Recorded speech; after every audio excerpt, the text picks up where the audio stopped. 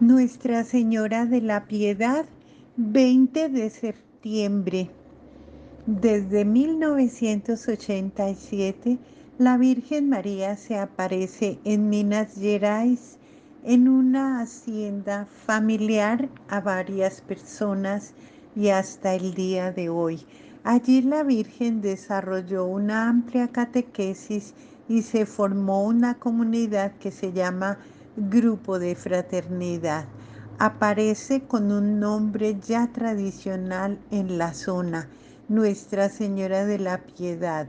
Es desde el siglo XVIII la principal advocación de Minas Gerais, siendo oficializada como su patrona en 1960. En una región montañosa de Minas Gerais se encuentra Piedad de dos Gerais, un pueblo de algo más de 4.000 habitantes en el área metropolitana de la región de Bello Horizonte, lejos de la ebullición de las grandes ciudades y escondida entre los encantos de la naturaleza. A 2 kilómetros de la ciudad, en la hacienda Barro Rojo, vivía la pareja Antonio Javier de Santana y María José Diniz de Santana, a quien Dios les dio 7 hijos. Ellos son Irene, Geraldo, Irenice, Marilda, Juliana, Euclides y Antonio Augusto. La familia vivía con humildad la vida cotidiana y con mucho sacrificio cultivaba la tierra, criaba ganado y tenía a cargo a don Euclides abuelo, padre de Antonio. La misa del domingo fue siempre sagrada, el catecismo, oración y talleres patrocinados por la parroquia.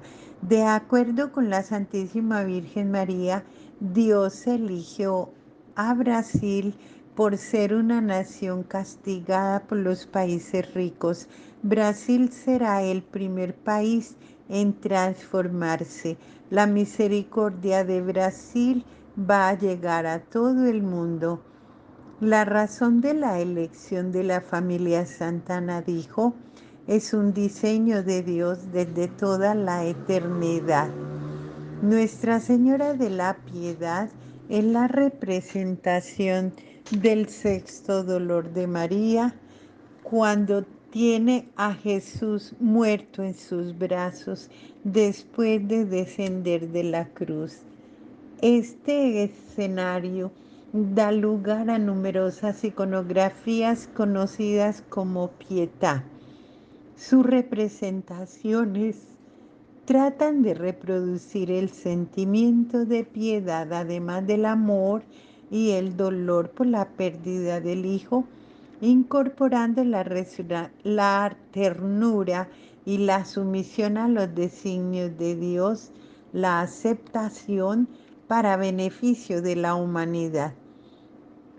El grupo de la Virgen de la Piedad está compuesto estrictamente de 2 personajes, María y Jesús descendido de la cruz, cuyo cuerpo sin vida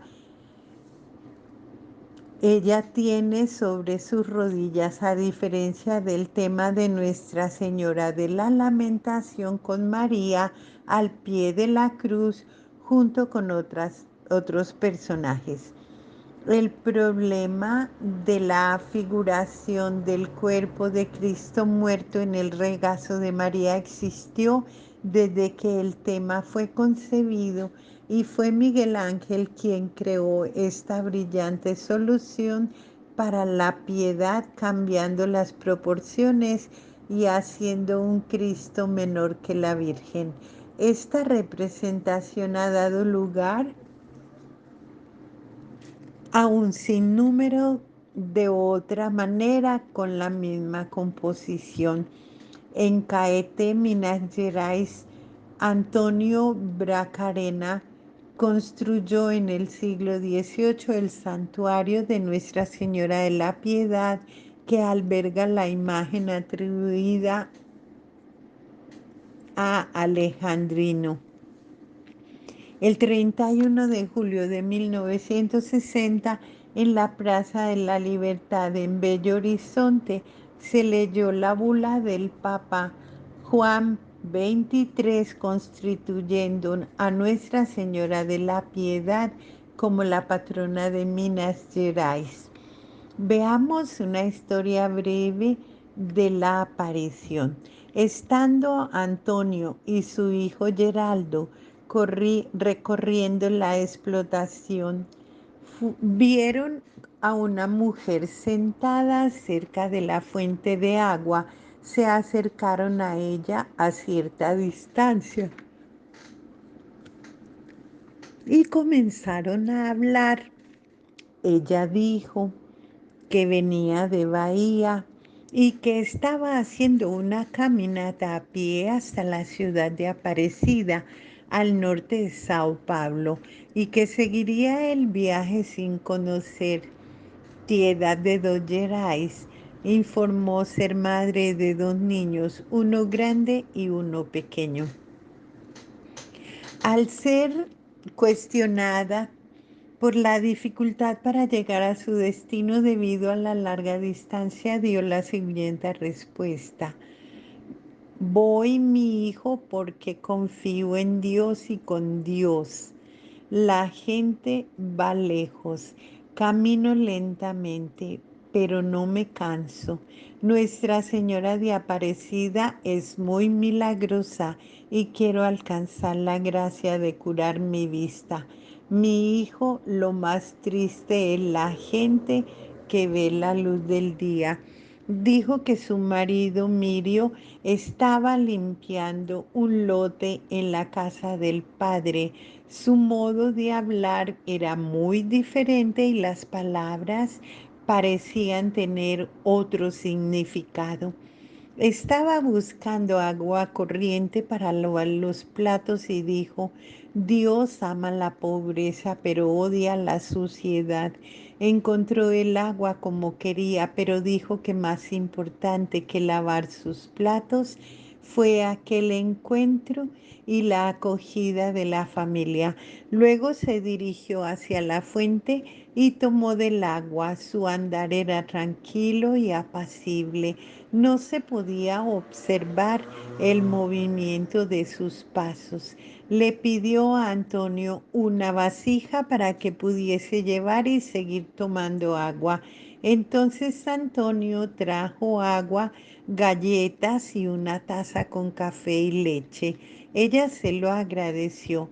Tú eres caritativo y sabes compartir lo que tienes. Mientras tomaba el café con leche, ella hizo algunas revelaciones respecto a la descendencia de Antonio y su familia. Cuando se fue, dio las gracias a todos, dando la mano a cada uno, y dijo: estoy muy agradecida de este tiempo que estuvieron aquí conmigo. Es de gran importancia. Fui muy bien recibida. No me olvidaré de ustedes y quiero que ustedes no me olviden. Pensando Antonio que podría ser una leprosa, decidió inutilizar la taza. Estando en la ciudad, confirmó con varias personas el pasaje de la desconocida. Todos confirmaron que sería una linda leprosa. Sin embargo, sus ropas eran diferentes en cada lugar donde había pasado, pero siempre con una serenidad nunca vista. Ella tomó la mano de algunas personas y les dijo que estaban bendecidos. En la casa parroquial también fue confirmado el paso de la caminante, solo que ella no tenía equipaje, así que ganó un par de sandalias. El hombre que fue dado por los, el nombre que fue dado por los niños para la caminante fue Miria, la esposa de Mirio. Algún tiempo después Dios envió a Nuestra Señora a la misma familia humilde, sencilla y cálida. En esta aparición, Antonio pidió a la vidente que preguntase a Nuestra Señora por la pobre Miria. La Virgen dio la siguiente respuesta: aquella pobre que estuvo aquí estaba mandada por Dios. Si no hubiera sido aceptada, iba a morir aquí. Pero como el padre de estos niños fue acogedor, ella pudo sobrevivir y caminar hasta Crucilandia, donde murió. Entonces el ángel Gabriel le dijo a Dios: a la entrada de Crucilandia hay una pobre muerta. Dios dijo: tráiganla para el cielo. Hoy en día ella está en el cielo y es la Santa Rosa Miria. Dele un mensaje a su padre. Aquella taza donde la pobre tomó café con leche y que él no usa, dile que la puede utilizar, que no le va a hacer daño. La jarra todavía existe hoy en día, aunque un poco desgastada por el tiempo y por la gente que quiere tomar agua en la misma taza que la pobre Miria tomó. Un día Antonio bajaba como de costumbre y trabajaba muy duro. Era cerca del mediodía y aún quedaba mucho por hacer. Al ordeñar el ganado, se detuvo en cierto tiempo para contemplar la belleza del Creador. En ese momento vio dos hermosas flores que le llamaron la atención por su extraordinaria belleza y brillo. Parecía como una flor copo de leche. Eran blancas y elegantes. Estaban rodeadas de un resplandor que incomodaba a sus ojos. Sin entender la vitalidad de las flores en pleno día de sol, con la falta de lluvia, y estaban tan radiantes, y que él no las había visto antes, pensó: hoy no puedo, pero mañana muy temprano, cuando traiga la leche, voy allí para ver de cerca estas flores. Y siguió ordeñando el ganado con el pensamiento sobre estas flores en el punto más alto de la hacienda, donde es difícil el acceso y rodeado de matas. Al día siguiente, temprano, como había dicho, subió al monte para acercarse a las flores brillantes que le llamaron la atención el día anterior. Cuidadosamente buscó por todas partes, miró en todas direcciones, pero sin resultado. Las flores se habían ido. Por mucho que buscó algún indicio, rastro de las flores, no existía la posibilidad de alguna planta que floreciera en ese momento, especialmente en ese lugar. Pero el recuerdo de las flores siguió muy nítido en su mente y su corazón.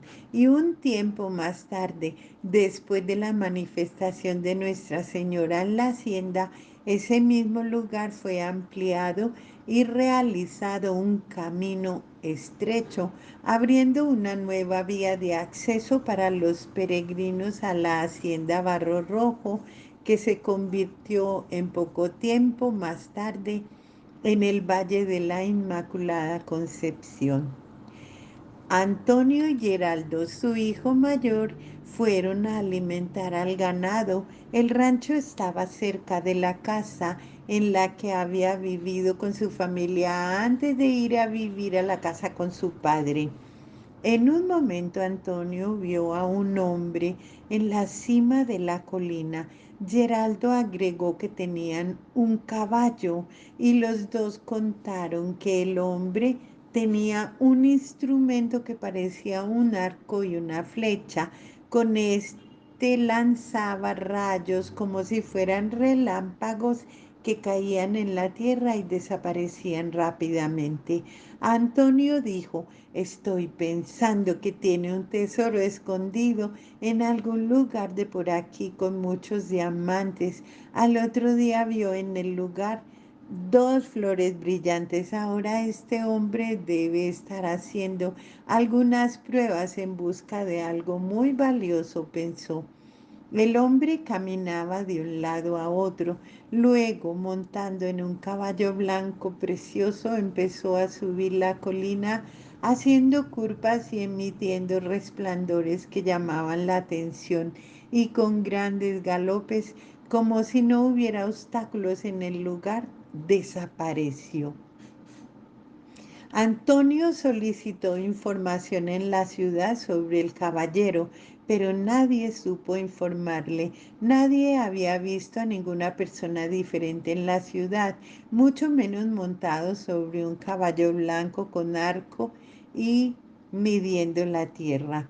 Los días pasaron y llegó el tiempo de Nuestra Señora, que con el cariño muy especial de la explicación correcta de esta hermosa visión, en una de sus apariciones la Virgen dijo: el caballero montado en un caballo blanco era el mismo ángel que le anunció que iba a ser la madre del Hijo de Dios.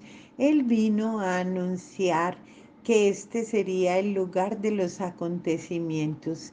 Era el ángel Gabriel, que vino mandado por Dios con rayos y relámpagos a preparar la tierra donde el cielo enviaría a la Madre de Dios, la Virgen Santísima.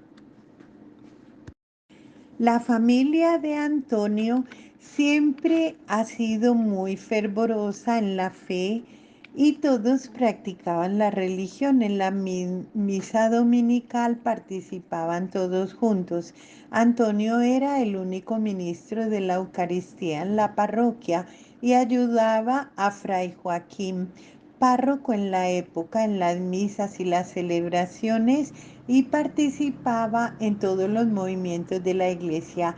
Los hijos iban a la catequesis y se preparaban para la primera comunión. En aquella semana, en la hacienda Barro Rojo, todo estaba tranquilo. Era un martes. Euclides descansaba de la cosecha y los niños jugaban a la sombra de los árboles, excepto el hijo mayor, Geraldo, que como siempre trabajaba con su padre. Antonio Irenice, la hija mayor, estudiaba y trabajaba en la ciudad de Bonfim con una tía. La madre, María José, lavaba la ropa de la casa y se divertía con los juegos de los niños. De vez en cuando preparaba para amamantar a su hijo menor, Antonio Augusto. En todo se notaba la presencia de Dios en aquella familia humilde elegida por el cielo. En la parte posterior de la finca se encontraba el río Macaúbas. Por allí Antonio y Geraldo cortaban hierba para alimentar al ganado y hablaban: si mi hijo, por lo que me ha sucedido en los últimos tiempos y porque soy un hombre que cree que Dios existe y que trabajamos por el reino de Jesucristo, a partir de ahora voy a dedicarle más tiempo a Dios y a las cosas de Dios. Apenas terminó de hablar, apareció un joven moreno con pantalones cortos rojo, con mucha prisa, y ocultando su rostro inmediatamente se oyó un ruido y él cruzó el barranco, que era seguido por pantanos y agua, un lugar inaccesible y peligroso. Antonio pensó que era un marginal debido a sus características diferentes, y a tal prisa Geraldo dijo: deben ser pescadores, escuchando el ruido que viene del río. Se escuchó un ruido como si una multitud precipitase donde ellos estaban. Sin entender, guardaron este evento inexplicable. Hablaban de las cosas de Dios y profesaban su fe cuando esto se produjo.